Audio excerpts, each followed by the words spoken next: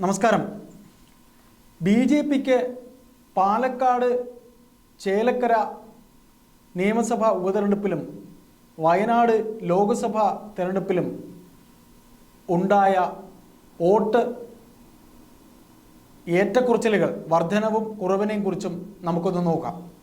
അതായത് ബി.ജെ.പിക്ക് ഈ കഴിഞ്ഞ ഉപതെരഞ്ഞെടുപ്പിൽ പാലക്കാട് മുനിസിപ്പാലിറ്റിയിൽ തുടങ്ങി ഗ്രാമപ്രദേശങ്ങളിൽ ഒക്കെ തന്നെ വോട്ടിംഗ് ശതമാനം, വോട്ട് സാധാരണ ലഭിക്കുന്ന കഴിഞ്ഞ നിയമസഭാ തെരഞ്ഞെടുപ്പിൽ മെട്രോമാൻ ശ്രീധരന് ലഭിച്ച വോട്ടിനേക്കാൾ വളരെ കുറഞ്ഞ നിലയിലേക്കാണ് പോയത്. അതായത് ബി.ജെ.പിയുടെ വോട്ട് ശതമാനത്തിൽ വൻ ഇടിവാണ് മുനിസിപ്പാലിറ്റിയിലും അവരുടെ ശക്തി കേന്ദ്രങ്ങളായ ഗ്രാമപ്രദേശങ്ങളിലും സംഭവിച്ചത്. അതായത് ഈ പാലക്കാട് ഉപതെരഞ്ഞെടുപ്പ് സ്ഥാനാർത്ഥി നിർണയ പ്രശ്നത്തിൽ തുടങ്ങി. അതായത് സ്ഥാനാർത്ഥി നിർണയവും സന്ദീപ് വാര്യരുടെ കോൺഗ്രസ് പ്രവേശവും സുരേന്ദ്രനും സന്ദീപ് വാര്യരും തമ്മിലുള്ള വാക്പോരും പാലക്കാട് ഉപതെരഞ്ഞെടുപ്പിൽ ബി.ജെ.പിക്ക് ഒരു വലിയ കല്ലുകടിയായി. അതായത് സി കൃഷ്ണകുമാറും അദ്ദേഹത്തിൻ്റെ പത്നിയും ആണ് പാലക്കാട്ടത്തെ ബി.ജെ.പി എന്ന് പറയുന്നതിൽ തുടങ്ങി സന്ദീപ് വാര്യരും സുരേന്ദ്രനും കൃഷ്ണകുമാറും തമ്മിലുള്ള തർക്കം. അതായത് സി കൃഷ്ണകുമാറിൻ്റെ സ്ഥിരം സ്ഥാനാർത്ഥിത്വം അവരുടെ വോട്ടിംഗ് ശതമാനത്തിനെ തെല്ലൊന്നുമല്ല ബാധിച്ചിരിക്കുന്നത്. ബി.ജെ.പിക്ക് പാലക്കാട് മുനിസിപ്പാലിറ്റിയിൽ ഒരുപാട് വോട്ട് നഷ്ടമായിട്ടുണ്ട്. സന്ദീപ് വാര്യർ ശോഭാ സുരേന്ദ്രനെയോ അല്ലെങ്കിൽ പ്രസിഡന്റ് സുരേന്ദ്രനെയോ സ്ഥാനാർത്ഥിയാക്കണം എന്ന് വാദിക്കുകയും, എന്നാൽ സുരേന്ദ്രൻ തന്നെയാണ് സി കൃഷ്ണകുമാറിനെ പാലക്കാട് സ്ഥാനാർത്ഥിയാക്കിയതും.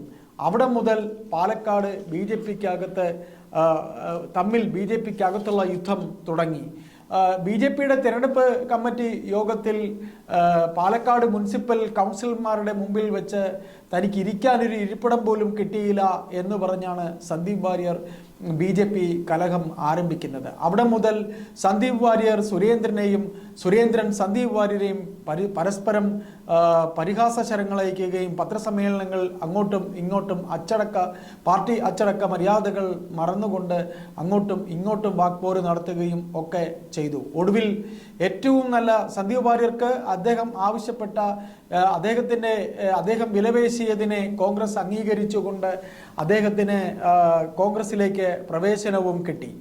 അതിൻ്റെയൊക്കെ ഫലമായി ഒടുവിൽ ഇന്നിപ്പോൾ തിരഞ്ഞെടുപ്പ് ഫലം വരുമ്പോൾ ബി.ജെ.പിക്ക് വളരെ വലിയൊരു ക്ഷീണമാണ് പാലക്കാട് സംഭവിച്ചത്.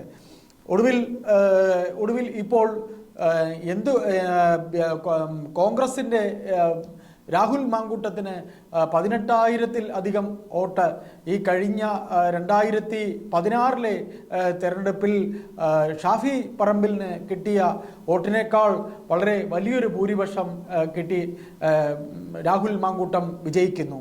എന്നാൽ ചേലക്കരയിൽ ബി.ജെ.പിയുടെ വോട്ടിംഗ് ശതമാനം നമ്മൾ പരിശോധിക്കുമ്പോൾ കഴിഞ്ഞ തവണ ഏതാണ്ട് 40,000-ൽ അധികം വോട്ടിനാണ് കഴിഞ്ഞ തവണ കെ രാധാകൃഷ്ണൻ നിയമസഭയിൽ ചേലക്കരയിൽ വിജയിച്ചതെങ്കിൽ ഇത്തവണ ഭൂരിപക്ഷം വളരെ കുറഞ്ഞ് പ്രദീപ് ജയിച്ചിരിക്കുന്നത് വെറും 12,000-ൽ പരം 12,000 വോട്ടിനാണ്.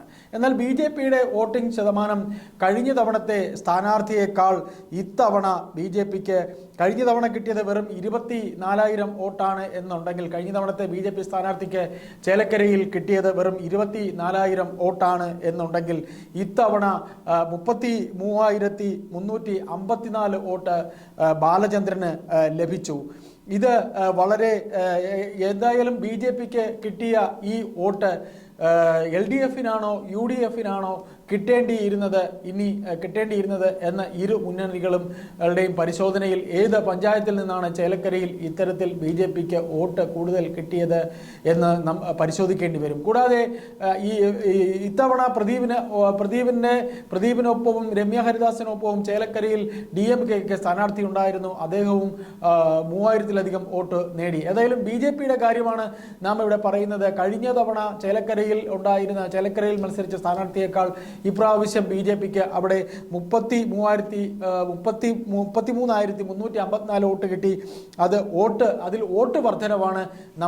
വോട്ട് വർധനവാണ് നമുക്കിവിടെ BJPക്ക് ചേലക്കരയിൽ വോട്ട് വർധന ഉണ്ടായിട്ടുണ്ട്. അതാണ് നമുക്കിവിടെ കാണാൻ കഴിയുന്നത്.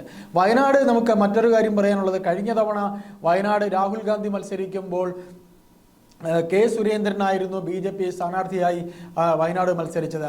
BJP സ്ഥാനാർത്ഥി എന്ന് പറയുമ്പോൾ വെറും ഒരു BJP സ്ഥാനാർത്ഥിയല്ല, BJPയുടെ സംസ്ഥാന പ്രസിഡന്റ് തന്നെയാണ് രാഹുൽ ഗാന്ധിക്കെതിരെ മത്സരിച്ചത്. എന്നാൽ രാഹുൽ ഗാന്ധിക്കെതിരെ സുരേന്ദ്രൻ മത്സരിച്ചപ്പോൾ കിട്ടിയതിനേക്കാൾ വോട്ട് ഇത്തവണ വെറും ഒരു വയനാടത്തെ ഒരു സാധാരണ പാർട്ടി പ്രവർത്തകയായ നവ്യ ഹരിദാസിന് ലഭിച്ചത്. നവ്യ ഹരിദാസിന് കിട്ടിയ വോട്ട് കഴിഞ്ഞ തവണ സുരേന്ദ്രന് 1 ലക്ഷം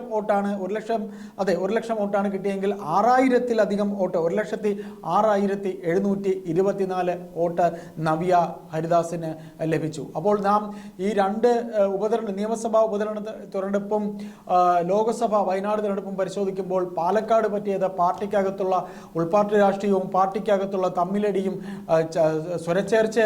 സ്വരച്ചേർച്ചയില്ലായ്മയും ഒക്കെ പാലക്കാട് BJPയെ വല്ലാതെ ബാധിച്ചു. BJPക്ക് ഏറ്റവും വളക്കൂറുള്ള മണ്ണായ പാലക്കാട് BJPക്ക് കിട്ടിയ ഒരു വലിയ പ്രഹരമായിരുന്നു BJPയുടെ കൃഷ്ണകുമാറിൻ്റെ തോൽവി. BJP ജയിച്ചിരുന്ന മണ്ഡലമല്ലല്ലോ എങ്കിലും ഞങ്ങൾ ഇത് പറയേണ്ടതുണ്ടോ എന്ന് കൃഷ്ണകുമാർ പറയുമ്പോൾ, ഒരു വേള BJPക്ക് ജയിക്കാൻ സാധ്യതയുള്ള മണ്ഡലമാണ് പാലക്കാട് എന്നുള്ളത് കൊണ്ട് തന്നെ പാലക്കാട് BJP എന്താകും എന്ന് രാഷ്ട്രീയ കേരളം ഉറ്റുനോക്കിയിരുന്നു. ചേലക്കരയിൽ വോട്ട് വർധനവ് കഴിഞ്ഞ തവണക്കാൾ ഇത്തവണ ഉണ്ടായിട്ടുണ്ട്. അതും രാഷ്ട്രീയ കേരളം പരിശോധിക്കേണ്ടി വരും. മൂന്നാമത് വയനാട് സുരേന്ദ്രൻ എന്ന് പറയുന്ന പാർട്ടിയുടെ സംസ്ഥാന പ്രസിഡന്റ് മത്സരിച്ചതിനേക്കാൾ വോട്ട് 6,000-ലധികം വോട്ട്, 1 ലക്ഷം വോട്ട് 1 ലക്ഷം മാത്രമാണ് സുരേന്ദ്രൻ നേടിയത്. അതിലൊരു 6,000 വോട്ടിന്റെ വർധനവെങ്കിലും നവ്യ ഹരിദാസ് വയനാട് നേടിയിട്ടുണ്ട്. ഇത് ഒരു പൊതുവിലുള്ള ഒരു നോട്ടം മാത്രമാണ് BJPയുടെ വോട്ട് നിലയെക്കുറിച്ച് ഈ കഴിഞ്ഞ ഈ ലോക്സഭയിലെയും നിയമസഭയിലെയും ഈ രണ്ട് ഉപതെരഞ്ഞെടുപ്പുകളെയും ഈ വയനാട് ലോക്സഭയിലെയും. നന്ദി, നമസ്കാരം.